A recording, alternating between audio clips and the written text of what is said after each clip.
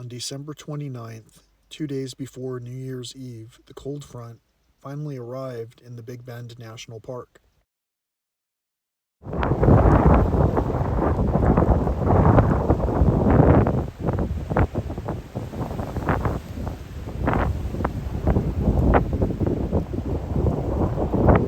The daytime temperatures made it into the 50s in the desert, but I was staying up in the mountains.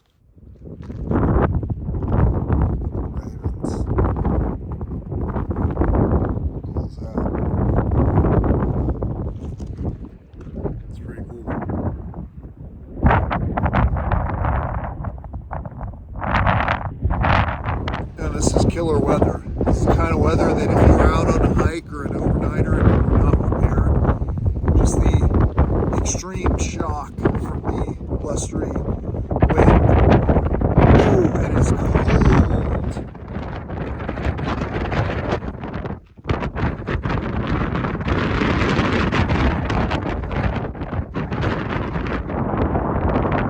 I left a lot of the wind noise in this video to emphasize just how crazy it is, and if you look at the river, you can see just how much wind there was.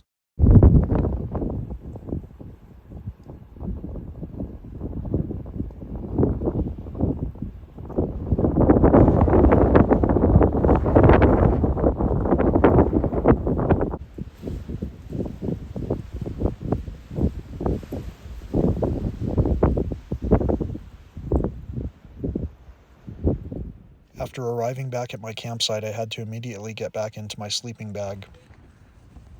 Alright, so it's about 32 degrees outside, windy AF. So I'd been talking for quite a while about the crazy weather, wondering when the crazy weather was going to come in. It definitely hit, and it's one of those days where it's like there's not really a way to get warm. And in the past, I might take advantage of going to the restaurant up here in the basin just to warm up while I had a meal, but I'm not eating the same kind of way that I was before, and the basin is now, the restaurant is now closed, and it's a food truck that's operating up in the basin, so it's not quite the same. Although a warm meal definitely helps to warm up a little bit.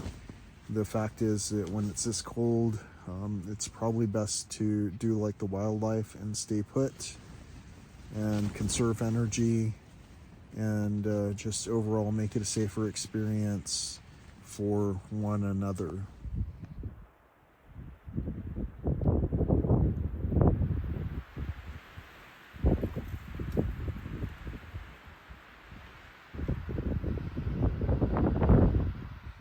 This strong cold front was only supposed to last a couple of days. Otherwise, it's felt like a mild summer since I've been here.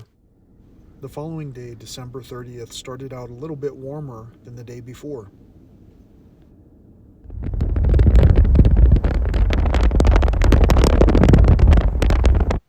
Here you can see the front passing over in real time, as illustrated by the clouds.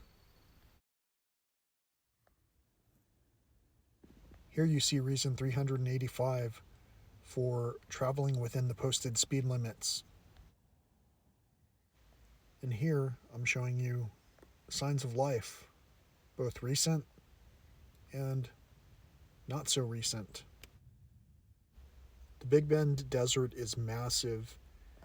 It was amazing to get out into the desert and be pretty much the only one there in the middle of all this beauty and solitude. This was the first animal skull that I found during this entire trip. It's unusual. Normally I would find a lot more skulls. Anyway, I don't know what skull it is. Does anyone else out there know what this is?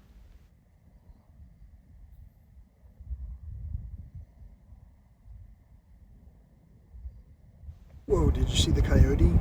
Here it is in slow motion. Check it out. It should be in the center left. There it is, going behind the shrub. And for my next barely got it on camera trick, that's the bird that looks like a female cardinal.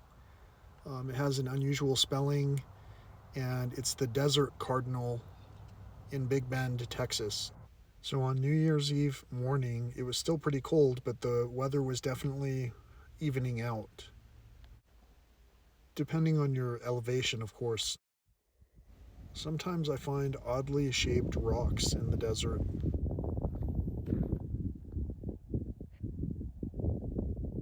After quite a number of days and quite a bit of searching, I finally found the second skull that I would find on this trip. Can you identify it?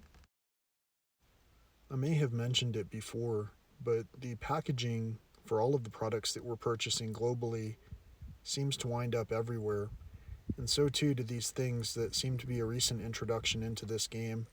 Next to plastic bags and COVID masks, these flossing sticks are one of the more popular items I find out here. The Big Bend National Park during Christmas and or New Year's can get quite crowded, and the trails are not pet friendly. However, the desert trails on this New Year's Eve, again, were definitely quite friendly with the pleasant temperatures outside. And although you can't tell right outside at arm's length, the sky is not exactly completely blue. There's a haze of some sort, partly obscuring the sun. I had to wait a little bit to get up to my campsite because they were only letting up one vehicle for every vehicle that came down from the basin. I wanted to get a little bit of rest before figuring out how to ring in the new year out here in this wild environment. When I first got to Big Bend, my blood pressure was consistently 185 over 115 or higher. Here you see I've got a New Year's Eve jump on getting my health back on track. As it turned out, I didn't leave my campsite until the following morning, January the 1st. It was a bit windy and somewhat cool, but that's perfect weather for exploring in the desert. I'd wanted to explore this area earlier during my visit, but the road that led up to this place was closed due to previous flooding. Either way, when I approached this pool of water, I heard a bunch of sounds. I think they were frogs, possibly snakes, most likely frogs, that all dove back into the water as soon as they heard someone. Every so often, I'll walk this entire wash, and I've found everything in here from audads to javelina, and I'm sure just about every critter comes out here for the water. Also, it looks like mankind has been out here for the water too. Overall, this entire wash had changed massively since the last time I was here. There were large boulders that I can only imagine a torrential amount of water would have had to push out. One of the main reasons I wanted to check out this area was to see if any of the Texas bluebonnets were in bloom. I found an interesting bluebonnet that almost didn't look real that was growing off of this bluebonnet plant. Check it out.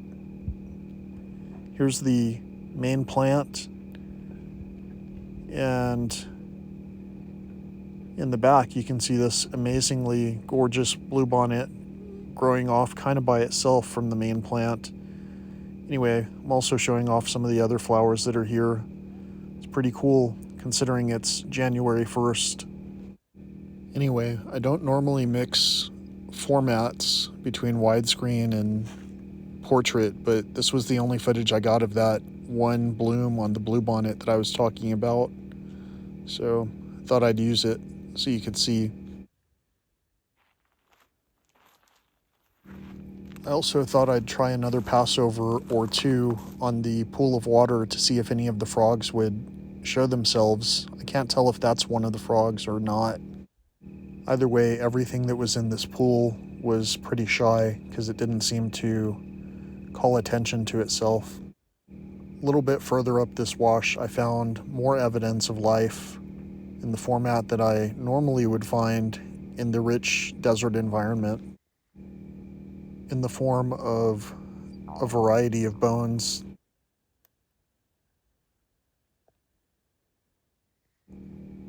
There's definitely no shortage of walks to take in this park.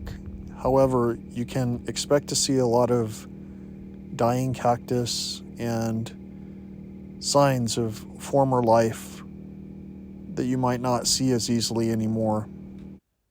And if you're really lucky, you might find some really former signs of life, like this arrowhead that I found. I was able to locate it by basically doing a grid in the direction of Santa Elena Canyon. This is the first time I've seen this style of arrowhead. And alas, what trip would be complete without finding more evidence, but this time of recent human civilization? Anyway, Happy New Year. Until next time, peace, love, and all that old school stuff.